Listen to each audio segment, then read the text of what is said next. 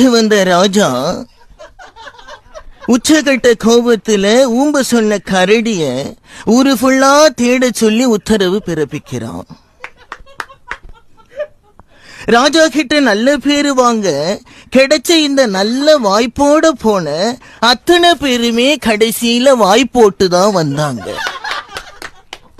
அதுவும் சும்மா வரல, எனக்கு சேவகம் பண்ண எல்லார் கூடவும் செல்ஃபி எடுத்துட்டு தான் அந்த கரடி அவளை விடுதலை பண்ணிருக்கு. இத கேட்ட அந்த ராஜாவோட உடம்பு கனலா எரிஞ்சாலும் தனக்கு நடந்த அவமானம் மற்ற எல்லாருக்கும் நடந்ததை நினைச்சு ஒரு சின்ன அல்ப சந்தோஷம்.